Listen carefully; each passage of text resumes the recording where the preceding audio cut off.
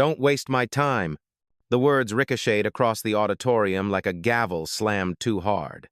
1,000 eyes locked on the stage where two figures stood under a wash of blue light. One man in a beige suit laughed with his head thrown back, hands hooked casually in his pockets as if the world belonged to him. Opposite him, a woman in navy stood anchored behind a transparent podium, her hand extended in a gesture of respect that hung suspended in the air, unanswered. The screens behind them glowed with binary constellations, spelling out the name of the $10 billion merger everyone had come to witness.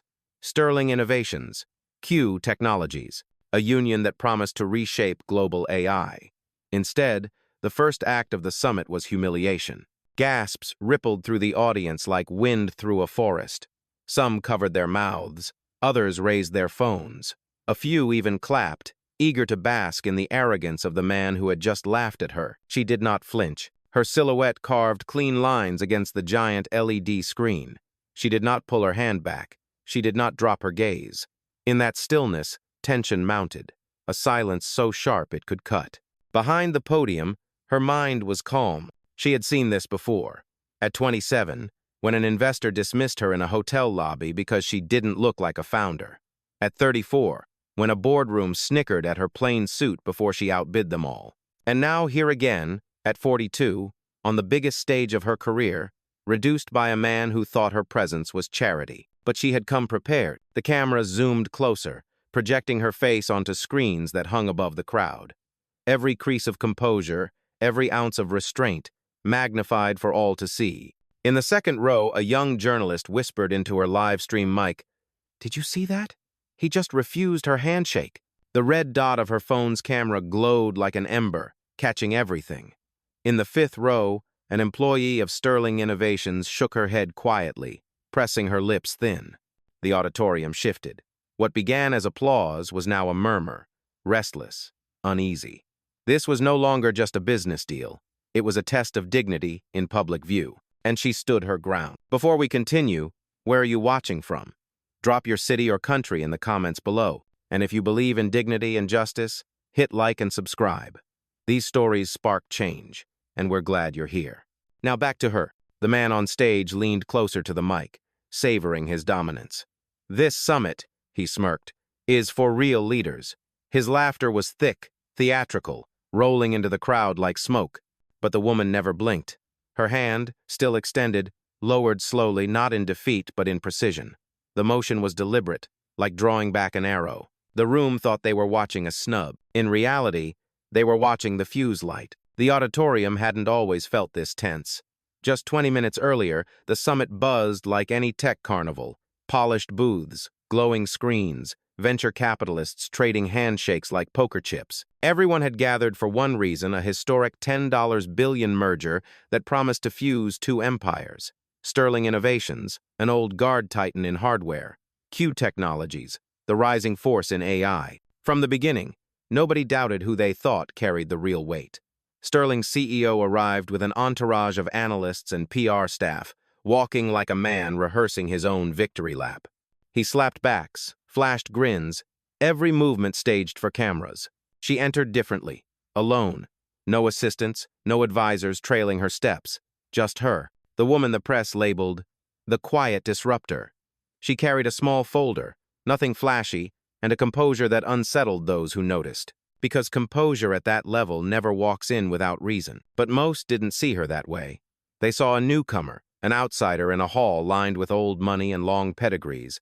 To them, she was lucky to be invited, a guest at a table she had secretly built. The stage had been designed to amplify power. Twin logos glowing like constellations above the podium, cameras angled to capture every micro-expression. It was supposed to be a ceremony. Instead, it became a trial. As she stood steady, she remembered. Not in detail, just flashes. 27, Atlanta, a hotel lobby. A banker looked at her jeans and said, "This isn't the client floor." 34, Silicon Valley, a boardroom. A man skimmed her pitch deck for 30 seconds before declaring, "Your company doesn't scale." Each time, she had swallowed the insult and responded with numbers. Numbers that later doubled, tripled, turned into billions. Now those same dismissive tones echoed again, only this time amplified through state-of-the-art microphones, replayed across live streams watched in real time. A blogger in the front row whispered, "This isn't just arrogance. This is sabotage." Her mic caught every word. Thousands were already watching online. In the third row, a junior engineer from Q Technologies sat rigid. He knew what most in this room didn't, that the patents Q controlled weren't just valuable, they were irreplaceable. Without them, Sterling Innovations couldn't deliver half of what they had promised to Wall Street. And still, her calm held. She didn't rush to defend herself. She didn't plead with the crowd. Her silence was a strategy, one she had perfected over decades of being underestimated. Above them, the ticker on the LED screen scrolled. Strategic merger of the decade. Below it, two figures locked in a silent standoff, one gloating, one grounded. The summit thought it was watching a deal in progress. What they were really watching was the first crack in a legacy. The laughter didn't stop with a handshake refused. It grew. The white CEO leaned into the microphone, savoring every echo. "Deals at this level," he said, "require real players, not experiments." The words struck like static through the speakers. Murmurs spread across the auditorium. Some chuckled, eager to align themselves with power. Others shifted uncomfortably, glancing toward her as if silently questioning why she didn't fire back. She stood motionless, hands resting lightly on the podium. The glass surface caught the stage lights, turning her outline into a silhouette carved from steel. No tremor, no rush to defend herself, just silence weaponized. But silence in a crowded room is never empty. It invites projection. And Sterling filled it quickly. He strutted across the stage, pacing in front of her like a professor scolding a student. "We don't need small outfits pretending they belong at the big table. This is a summit, not a startup showcase." Laughter again. Scattered applause. Cameras panned wider to catch the reaction. In the audience, a junior staffer from Sterling whispered, "He's going too far." She clutched her tablet tighter, eyes darting between her boss and the woman he was humiliating. The tech blogger in the front row pressed her live stream closer, her voice sharp now. "Did you hear that? He just dismissed her entire company." The comment section exploded, hashtags forming in real time. Still, the black CEO didn't flinch. She inhaled slowly, her chest rising once, her gaze fixed straight ahead. Her calm wasn't weakness, it was architecture. Brick by brick, she was letting him build the case against himself. The tension sharpened when Sterling pulled up the presentation slide. A bold headline flashed. "Sterling Innovations leads the future." He tapped the words with a flourish. "Notice," he sneered, "whose name comes first." Gasps again. A ripple through the audience like a sudden draft. The merger had always been marketed as equal. Sterling's words made clear. He never saw it that way. In the fourth row, a venture capitalist muttered to his colleague, "This is dangerous. Markets don't like arrogance on camera." His colleague nodded but kept filming because arrogance was exactly what was unfolding. On stage, Sterling leaned closer to her podium, voice dripping with mock courtesy. "Any thoughts? Or do you need permission to speak at this level?" It was an insult dressed as a question. She didn't rise to it. Not yet. She shifted her weight slightly, her fingers brushing the edge of the podium like a pianist preparing for the next note. Her silence deepened, and in that silence the room realized something was coming. The audience thought they were watching a woman frozen by intimidation. What they didn't see was the calculation unfolding behind her eyes, precise and patient. Every laugh, every jeer, every dismissive gesture she let them stack. Because when the turn came, those very moments would serve as evidence. And the turn was closer than anyone expected. The insult hung in the air like smoke. 1,000 eyes waited for her to snap back, to defend herself, to prove she belonged. But she didn't. Instead, she stood still. Her fingers traced the cool glass of the podium once, then rested flat. Her eyes remained fixed on Sterling, calm but unyielding. The silence was so complete it began to echo louder than his words. Sterling smirked, mistaking restraint for surrender. "See?" he said into the mic, his voice bouncing around the auditorium. "No response. No edge. That's what happens when you step into leagues beyond your reach." Laughter rippled through the front rows. But in the back, a different sound stirred the quiet shuffle of discontent, the murmurs of those who saw arrogance turn into cruelty. Her stillness wasn't passive. It was deliberate. Each breath she drew was measured, as though she was letting the room reveal itself. And it did. Cameras zoomed tighter, Phones captured the imbalance. One man performing dominance, one woman embodying control. A young woman seated near the stage whispered to her colleague, "Why isn't she saying anything?" The colleague shook his head slowly. "Because she doesn't have to." The audience didn't know it, but this was her method. At 23, she had been called a fraud in her first investor meeting. She didn't argue. She showed returns 6 months later. At 32, she was mocked for launching a product too ambitious. She didn't clap back. She let sales break records within a year. Silence had never been submission. It had always been the opening act of a longer play. On the live stream, comments scrolled fast. "Why isn't she fighting back?" "She's calm, that's scary." "Watch, something's coming." The blogger in the front row spoke directly to her viewers. "This is the difference. He's shouting. She's holding ground. One looks powerful. The other is powerful." Sterling didn't notice the shift. He was too busy enjoying the echo of his own voice.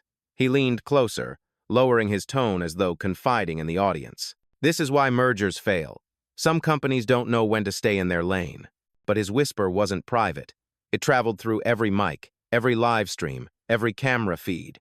His contempt wasn't hidden anymore, it was broadcast. She exhaled once, long and steady, as if marking a silent timestamp, not flinching, not arguing, just recording without lifting a device. The room itself was the witness. And in that stillness, the balance began to tip. Because while Sterling filled the air with noise, she filled it with gravity. The crowd thought her silence meant weakness. In truth, it was the quiet before judgment. The room was restless now. Silence can't stretch forever without breaking something. And when it broke, it wasn't her voice, it was theirs. Front row, the tech blogger lifted her phone higher. Her live stream had already crossed 10,000 viewers. She whispered into her mic, "He's mocking her on stage, in front of the entire summit. This isn't negotiation, it's humiliation." The comments poured in, hearts and angry emojis flooding the feed. Unreal. She's holding it together like a boss. This guy is done. 2 rows back, a Sterling analyst shifted uncomfortably. She was young, mid-20s, hired only 6 months ago. Her eyes darted from the stage to her tablet. She mouthed to the colleague beside her, "Her company owns the patent. Without it, we can't deliver." The colleague's jaw tightened. Neither dared speak louder, but their unease was visible. On the far left aisle, a cluster of international journalists whispered among themselves. One scribbled furiously, "Sterling CEO dismisses partner publicly. Questions of bias?" Another shook his head. "This story writes itself," he muttered, checking that his recorder was live. In the mezzanine seats, a middle-aged venture capitalist frowned. He leaned toward his partner. "Arrogance doesn't age well on stage. The market will punish this." His partner replied, "Not if she keeps quiet. She has to show strength." But the investor only pointed at her. She already islanded. The camera feeds caught it all. The phones raised, the whispers exchanged, the collective shift in the audience. The summit had arrived expecting a deal signing. What they were witnessing now was a slow unmasking. And then, a voice pierced the air not from the stage, but from the audience. "She hasn't said a word." A woman's voice rang out, clear enough to carry. It was the young Sterling staffer, her cheeks flushed but her tone steady. "And yet she's the only one here who looks like a leader." Gasps. A ripple of applause from the back rows. Sterling's head snapped toward the sound, his smile faltering. He barked into the mic, "Stay in your seat. You don't speak for this company." But the words only underscored the divide. A man silencing his own employee versus a woman standing silent, letting dignity work for her. The blogger seized the moment, turning her phone toward the crowd. "You see this? Even his own staff can't stomach it." The stream lit up. "This is history. Clip it. Save it." "Oh." And from the balcony, another voice joined. A young engineer from Q Technologies rose halfway from his chair. "She doesn't need to defend herself," he said, his tone even but firm. "Her work already did that years ago." The applause grew louder this time, scattered but undeniable. The auditorium was no longer united in Sterling's laughter. Cracks had opened. Witnesses were speaking. Cameras were rolling. She hadn't lifted a finger. And already, the tide was shifting. Sterling's smile snapped back into place, but it no longer looked effortless. The interruption had rattled him, and rattled men often doubled down. He gripped the microphone tighter. "Let's get something clear," he said, his voice sharper now. cutting through the murmurs. This summit isn't a charity stage, it's for visionaries, for proven leaders, not for side projects pretending to be peers. The words hit harder this time. There was no disguise, no playful smirk to soften them. He had stripped away the veneer. It wasn't business positioning anymore. It was dismissal. A few claps echoed from the front row, loyalists, sycophants. But scattered boos slipped from the back, thin yet undeniable. The tech blogger whispered to her phone. He just downgraded her entire company on the record. This is no longer a deal. This is war. Comments exploded. Unbelievable. He's tanking his own stock live. She better burn him after this. On stage, Sterling gestured to the massive screen again. New slides appeared, plastered with Sterling's logo. The words, "Market Dominance," filled the backdrop in bold white letters. He paced slowly, theatrically. Partnerships only work when both sides bring equal weight, and let's be honest, one side here is carrying more. He tilted his head toward her, letting the implication linger. Gasps. A sharp inhale from the crowd. In the second row, the young Sterling analyst muttered under her breath. "He's exposing us. This is reckless." Her colleague whispered back. "Keep your head down. Cameras are everywhere." But the cameras weren't saving him, they were trapping him. Every slight, every barb, was being clipped, streamed, dissected in real time. Still, she stood silent, shoulders squared, her stillness radiating. It was unnerving to watch, like a storm contained in glass. Sterling noticed. His frustration cracked through his mask. "Do you think silence makes you powerful?" he barked. His voice boomed, bouncing against the glass panels of the auditorium. "It makes you invisible." That line landed wrong. Phones lifted higher. Audience members whispered fiercely. The blogger said it out loud. "Invisible? At her own merger?" And just like that, the narrative shifted. His attempt to belittle her only spotlighted his fear. One journalist leaned over to another. "He's unraveling," she murmured. The reply came quick. "And she's not even speaking. That's the story." Sterling jabbed a finger toward her podium, eyes narrowing. "You're standing on this stage because I allowed it. Don't mistake that for equality." The auditorium recoiled. That wasn't strategy, that was contempt, naked and unfiltered. She drew a single breath, her hand resting lightly on the podium. No words yet. But the silence grew heavier, pulling the room toward her. The audience thought they were witnessing dominance. What they were really watching was desperation. And desperation never ends quietly. The air was sharp now, brittle with tension. Sterling's face flushed, as if the stage lights themselves were mocking him, and then he crossed the line. With a sudden flick of his hand, he signaled the stage crew. Her microphone cut out mid-breath. The soft hum of amplification vanished, leaving her in silence. Sterling's voice, however, boomed unchecked through the hall. "See?" he jeered, pacing with predatory confidence. "Even the sound system knows whose voice matters here." Gasps rippled across the audience. Some shook their heads.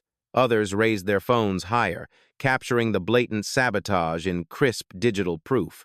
She remained still, her lips closed, eyes calm.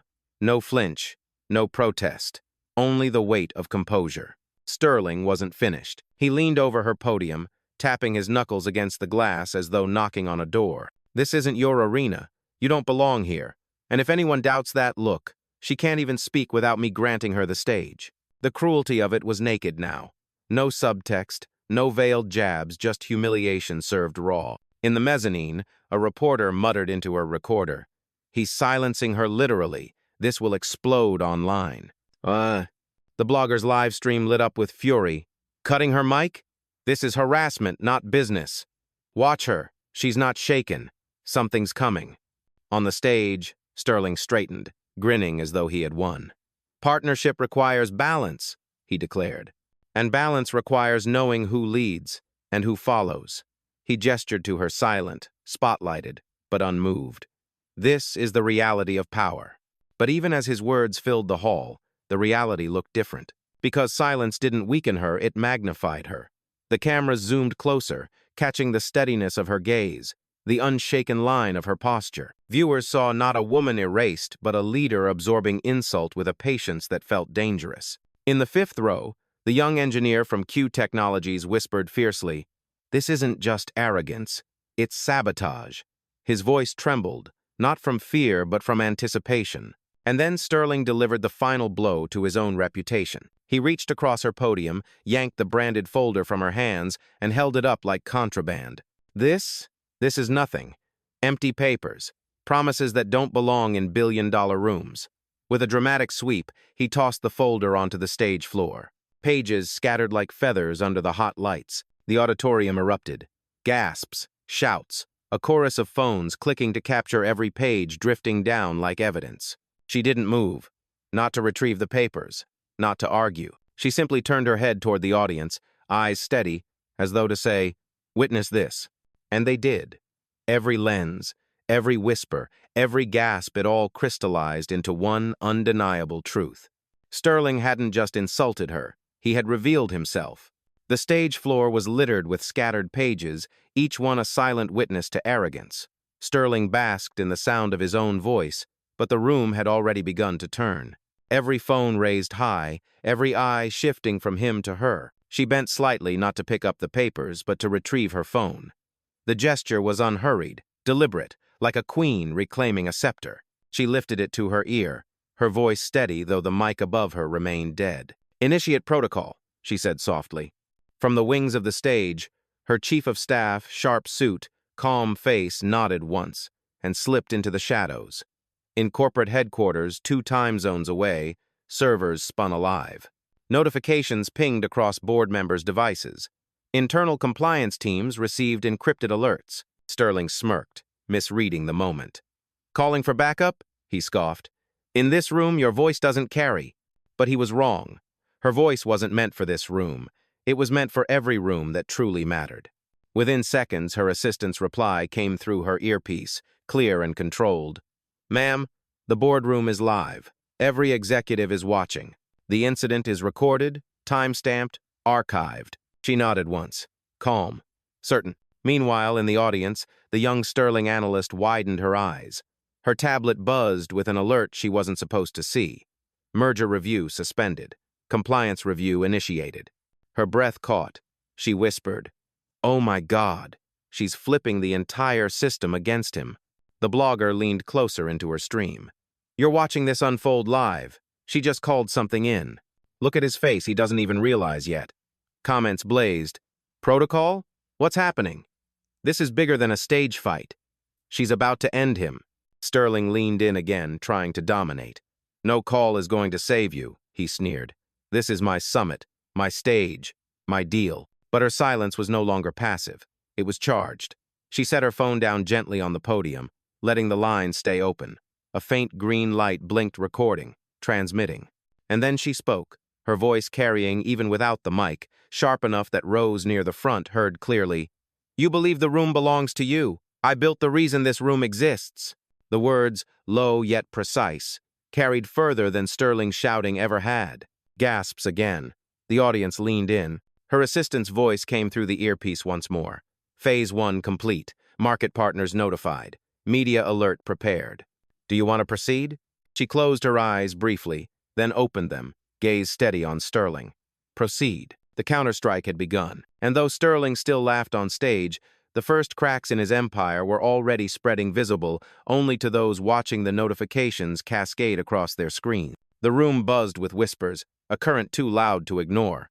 Sterling straightened his jacket, convinced he still commanded the stage.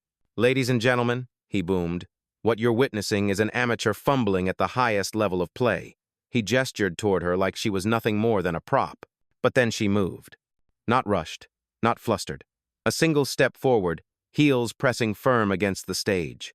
She picked up the microphone Sterling had left at his podium. It buzzed to life in her hand. "Amateur," she said, her voice cutting through the auditorium. Calm, precise, unshaken. "You speak of leagues, of stages, of power." She paused, letting the silence thicken until every ear leaned closer. "So let me clarify where we stand." Gasps rippled as her assistant appeared at the side of the stage, sliding a tablet across the glass podium. She tapped once, and the massive LED screen behind them shifted. Sterling's logo shrank into the corner. In its place appeared new text, glowing white against black. Q. Technologies. Majority controlling shareholder. The audience froze. Sterling's smirk faltered. "What is this?" She didn't blink. "You mocked me at my own summit." Her tone didn't rise, it sharpened. "You told me I don't belong, yet you forgot the one fact your arrogance couldn't erase." She turned, gesturing to the screen. "This deal, this merger, this $10 billion stage exists because of me. I am the majority shareholder, the final signature, the controlling vote." The crowd erupted in gasps and scattered applause. Phones tilted higher, flashes strobing the hall. Sterling shook his head, denial creeping into his grin. "Impossible. This is staged." But she didn't argue. She tapped the tablet again. Another slide replaced the first legal filings, shareholder reports, her name printed cleanly at the top. CEO and founder, Q Technologies, controlling shareholder. The evidence glowed larger than any of his words could compete with. From the mezzanine, a journalist whispered, "This just flipped. She owns the keys to the deal." The young engineer from Q Technologies rose fully to his feet now, his voice carrying, "She's not just a partner, she's the owner." Applause cracked louder this time, real and rising. The audience was no longer passive. They were bearing witness. Sterling's mask cracked. His jaw worked soundlessly, fingers gripping the mic stand as though it might anchor him. She stepped closer, her voice now steady enough to vibrate through the hall even without raising it. "You mocked me in front of the world, but you forgot one truth, Sterling." She leaned in, her words sharp as a blade. "You don't get to approve me. I approve you." The silence that followed was absolute except for the relentless chorus of cameras clicking, recording the moment his empire slipped. For a moment, the auditorium held its breath. Then chaos cracked open. Sterling's executives in the front row looked at one another, pale under the lights. One clutched his phone, scrolling frantically as notifications poured in. Compliance alerts, shareholder messages, press inquiries all triggered at once. His hand trembled. The young Sterling analyst who had whispered doubts earlier now sat frozen, her tablet glowing red with system warnings. "Merger suspended. Review required." She swallowed hard, realizing the career she thought she was building had just been set on fire in public. From the mezzanine, journalists surged forward, cameras flashing like lightning. "Confirm this," one shouted. "Are you saying you control the merger?" another barked. Every lens pointed not at Sterling, but at her. The audience itself fractured. Some erupted in applause, the sound swelling like thunder. Others booed, not at her but at him. The man who only moments ago looked untouchable now stood shrinking, drowning in the noise he once commanded. The tech blogger's live stream chat exploded. "Oh my God, she owns it all. This man just humiliated himself on stage. Clip this now." The viewer count doubled, then tripled, as hashtags about the collapse trended in real time. In the balcony, the young engineer from Q Technologies stood tall, voice ringing out over the noise.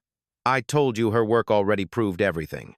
Applause rose again, this time echoing like an anthem. Sterling's allies scrambled. One PR manager bolted from her seat, phone pressed to her ear, whispering furiously to unseen superiors. Another executive tried to quiet the journalists, waving his hands desperately, but the frenzy only grew. Sterling himself seemed smaller, his face flushed crimson under the hot stage lights. He clutched the mic, but no words came.